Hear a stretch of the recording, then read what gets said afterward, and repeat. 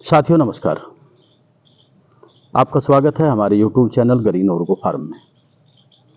हम ज़मीन से जुड़े हुए लोग हैं और ज़मीन से जुड़े हुए कुछ मुद्दे लेकर आप लोगों के बीच आते हैं, जो हमारी मेन समस्याएं हैं। क्योंकि मैं अपने यहाँ आश्रम पर रहता हूँ और यह प्रकृति के सबसे नज़दीक मैं हूँ यहाँ पर, और उसमें जो मुझे महसूस होता है वो मैं आप लोगों से शेयर करने की ज़रूरत समझता हूँ। साथियों, पिछले दिनों मैं एक वीडियो बनाई थी कि लोकतंत्र कहीं न बन जाए भीड़ तंत्र। तो कुछ लोगों ने प्यार दिया, उतना नहीं मिल पाया, लेकिन फिर भी आज तीसरे दौर का मतदान हो चुका है और आज फिर आवश्यकता हुई कि एक वीडियो में छोटी सी फिर बनाऊं और आप लोगों के सामने एक शीशा मैं उसको रखने का प्रयास करूंगा। तो आप लोग थोड़ा ध्यान दें, क्योंकि मेरा चैनल बड़ा छोटा सा साधारण सा चैनल है। इसको प्यार दें, सब्सक्राइब करें, शेयर करें, अपने दोस्तों से कराएं।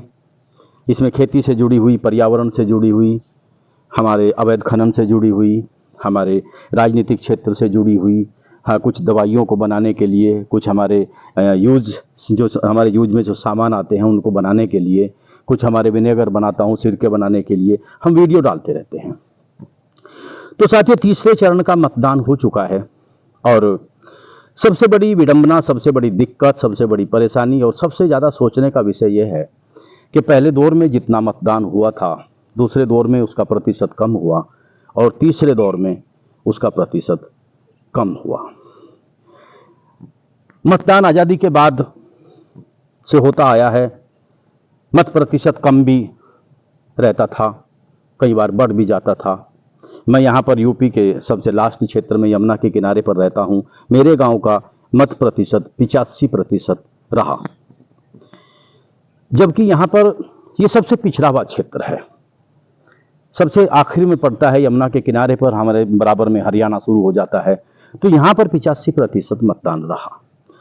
जो बड़े शिक्षित इलाके हैं, शहरों के इलाके हैं, वहाँ पर मतदान बहुत न्यूनतम रहा। ये मतदान है क्या, मैं आपको बताऊं। एक व्यवस्था बनाई थी। पहले राजाओं का राज होता था, उसके बाद अंग्रेजों का शासन रहा, तानाशाही शासन हम लोगों ने झेला है। उसके बाद देश आज़ाद हुआ और दुनिया के कुछ मुल्कों की हमने उनकी तरफ देख करके हमने एक प्रजातंत्र की स्थापना हमारे राजनेताओं ने, हमारे जो उस टाइम के जो विद्वान थे, कानून के जानने वाले थे, कानूनविद थे, तो उन्होंने एक व्यवस्था बनाई थी चुनाव की। उसमें से कुछ व्यक्ति अपने आप को सामने प्रदर्शित करेंगे जनता के कि मैं आपकी सेवा करना चाहता हूं। क्योंकि ये जो कर्म है ये सेवा का कर्म था। जनता की सेवा करना, देश की सेवा करना, समाज की सेवा करना, समाज का उद्धार करना, बुराइयों को ख़त्म करना, कानून व्यवस्था को बरकरार रखना, अपराध को कम करना, वगैरह वगैरह, अपने देश की सीमाओं की सुरक्षा करना, देश की अस्तित्व की सुरक्षा करना, देश के मान सम्मान की सुरक्षा करना, ये इसमें कुछ मुद्दे थे। जनता इसमें सर्वोपरि थी। जनता ही उसको चुनती है और जनता के द्वारा चुना हुआ प्रतिनिधि हमारे संसद में जाते हैं, विधानसभाओं में जाते हैं, राज्यसभा में जाते हैं और वही कानून बनाते हैं, वही प्रधानमंत्री बनाते हैं, राष्ट्रपति बनाते हैं। इस तरह की एक व्यवस्था बनाई थी। साथियों, आज जब हम किसी प्रोग्राम में जाते हैं, अब रामलला के मंदिर की बात हुई, बहुत लोगों ने बड़ा बढ़ चढ़ के हिस्सा लिया। जब किसी प्रोग्राम में जाते हैं बहुत बढ़ चढ़ के हिस्सा लिया। आज हर आदमी मानने को तैयार है कि बहुत अच्छी सरकारें यहाँ पर काम कर रही हैं, चाहे वो आप सेंटर की सरकार रही हो, चाहे वो स्टेट की सरकार रही हो, माननीय योगी जी की सरकार रही हो। लेकिन मैं नहीं समझ पाता, सब कुछ होने के बाद, इतनी जागरूकता के बाद, इतनी तारीफ के बाद, उसके बाद भी मत प्रतिशत गिर रहा है। साथियों, बड़े मजे की बात है, पहले हम क्षेत्रवाद में, भाषावाद में, जातिवाद में, अलग अलग वादों में हम लोग घिरे हुए थे। आज हमें लगा कि शायद हम ये जो आज के राजनेता हैं, जो सन्यासी किस्म के लोग हैं, इससे, इन वादों से हम लोग बाहर निकल पाएंगे। साथियों, लेकिन घूम फिर करके वही ऊंट वाला चक्र हमें नजर आता है। तो इसकी वजह क्या है? कहीं ये जनता आज करके अफसरशाही से परेशान तो नहीं है, कहीं नेताओं से परेशान तो नहीं है, आखिर कुछ तो वजह रही होगी। पढ़े लिखे लोग मतदान में हिस्सा नहीं ले पा रहे हैं। जो हमारे संविधान में जो निर्माण, हमारे देश का निर्माण जिन लोगों ने करना है, उनको चुनने में हिस्सा नहीं ले पा रहे हैं, तो इसका क्या कारण है? साथियों, इंसान ने जो व्यवस्था बनाई, उसमें कुछ नेता बनाए जो संचालन करेंगे, जो शासन को संभालेंगे, और उसमें कुछ अधिकारी जो पढ़े लिखे होंगे, स्वच्छ छवि के होंगे, ईमानदार होंगे, वो प्रशासन को संभालेंगे।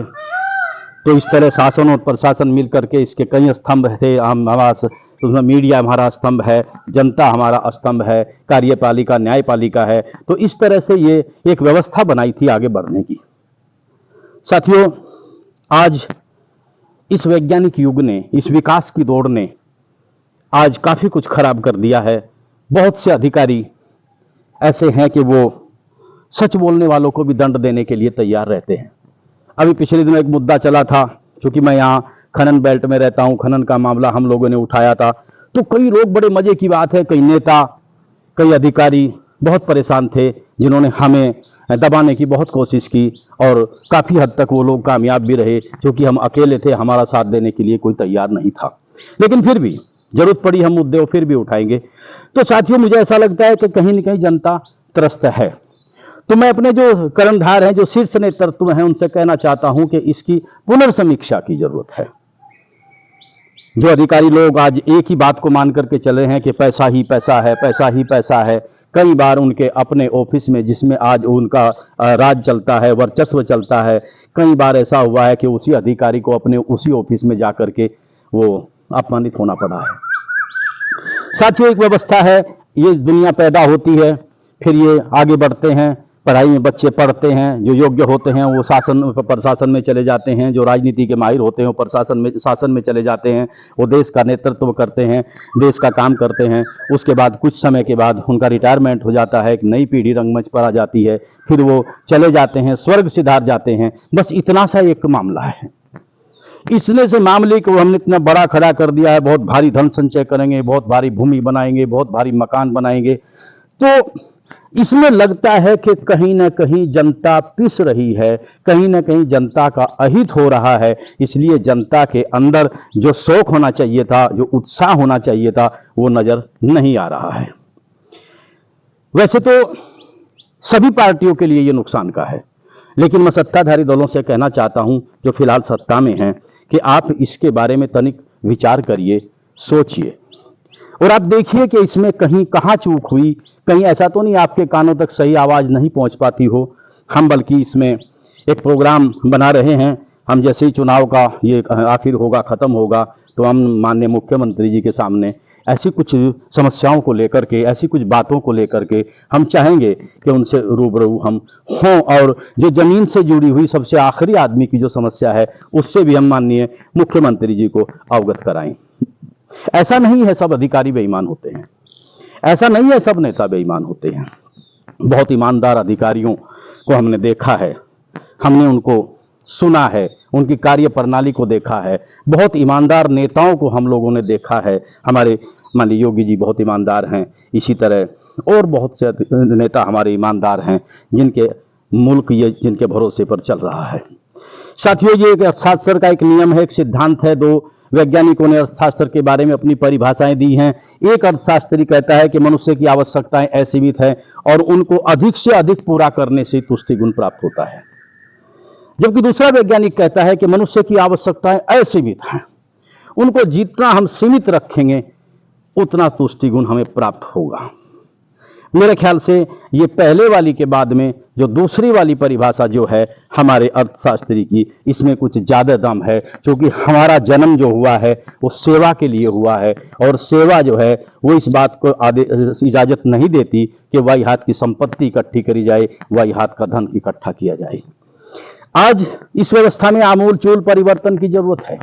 आज जरूरत है हर वोटर के अंदर, हर आखिरी वोटर के अंदर इस बात का बिगुल बजाया जाए, इस बात की उसके अंदर प्रचार किया जाए, एक विचार उसके अंदर दिया जाए कि इस देश के निर्माण में आप लोगों की महत्वपूर्ण भूमिका है। बहुत बड़ा विषय है, बोलते बोलते इसमें 2 घंटे लग जाएं, 3 घंटे लग जाएं, इतना छोटा विषय नहीं है, बहुत बड़ी गंभीर समस्या है।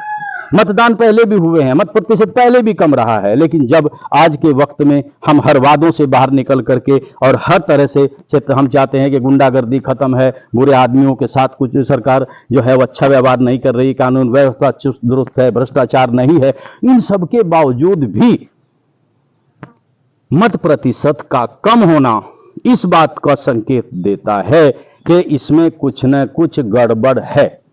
तो माननीय योगी जी, अगर मेरी वीडियो पहुंचती है आप तक तो इसमें आप लोग विचार करिए, एक अपनी समिति को ऐसी गठित करिए, उससे अपने जितने अधिकारी हैं अपने प्रदेश के उनका सर्वे कराइए, जितने नेता हैं उनका सर्वे कराइए और ये देखिए कि ये जनता के कितने नजदीक हैं, जनता के कितने काम आते हैं और जनता इनसे कितनी खुश है।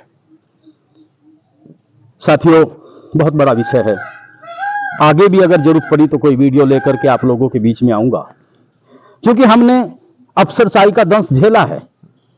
अफसरशाही दबाती है, शोषण करती है, जबकि हम बिल्कुल स्वच्छ दिमाग के लोग हैं, स्वच्छ दिमाग के लोग हैं, सही बोलने वाले हैं, निर्भीकता के साथ अपनी बात उठाते हैं। लेकिन ये जो दमन हो रहा है, इस दमन की वजह से हमारी जनता का विश्वास लोकतंत्र से भाग रहा है, लोकतंत्र से अलग हो रहा है। हमारे जो संविधान के जो रखवाले हैं, हमारे देश के जो रखवाले हैं, जो हमारे ईमानदार नेता हैं, जो हमारे ईमानदार अधिकारी हैं, जो हमारे समाज सेवक हैं ईमानदार, जो ईमानदार संस्थाएं हैं, मैं उनसे अनुरोध करना चाहता हूं कि इस पर अगर ये विचार आप तक पहुंचता है, इस पर आप विचार करिए, मंथन करिए और इसमें जिस चीज के परिवर्तन की जरूरत है वो परिवर्तन करिए। और इससे हो सके कि अधिकांश, पहले क्या था, पहले मतदाता सूचियों में पुराने मरे हुए लोगों के नाम भरे पड़े रहते थे, अब ऐसा नहीं है। अब कोई भी मतदाता का नाम गलत नहीं है, जो मतदाता यहां नहीं रहता उसका नाम कटा हुआ है। पहले वोट प्रतिशत कम होने का कारण वो हुआ करता था, अब वोट प्रतिशत कम होने का कारण दूसरा है और इस कारण के निवारण की आवश्यकता है। साथियों, वीडियो को बहुत लंबा नहीं करना चाहता, आप इस पर विचार करिए। जब दो आदमी इकट्ठे हों तो इस पर चिंतन करिए, ये क्या कारण है, ये लोकतंत्र के लिए अच्छी व्यवस्था नहीं है, अच्छी सरकारों के लिए ये अच्छे संकेत नहीं है। कौन प्रधानमंत्री बनेगा, कौन मुख्यमंत्री बनेगा, कौन विधायक बनेगा, कौन एमपी बनेगा, ये सवाल नहीं है। सवाल जनरल सवाल है, एक मुद्दे का सवाल है कि जनता इससे विमुक्त क्यों होना चाहती है, जनता का मोह भंग क्यों हो रहा है। तो इस पर सवाल पर विचार करने की जरूरत है। आप विचार करिए और जो निष्कर्ष निकल सकता है निष्कर्ष निकालिए। अगली वीडियो में कुछ नई बात लेकर के आप लोगों के बीच आऊंगा। आप लोगों का बहुत बहुत धन्यवाद। यहां पर सबसे लास्ट के आदमी हैं जहां मैं खड़ा हुआ हूं, तो इसलिए यहां पर खड़ा हुआ व्यक्ति अकेला इस बात को सोचता है कि वास्तविकता क्या है। अगर कहीं मेरे विचार की जरूरत पड़ेगी, मैं भी आपको विचार देने के लिए तैयार हूं। आपका बहुत बहुत धन्यवाद। जय हिंद, जय किसान, जय गौ माता, जय जमुना मैया, जय जमुना मैया। बहुत बहुत आभार, बहुत बहुत धन्यवाद। जय हिंद।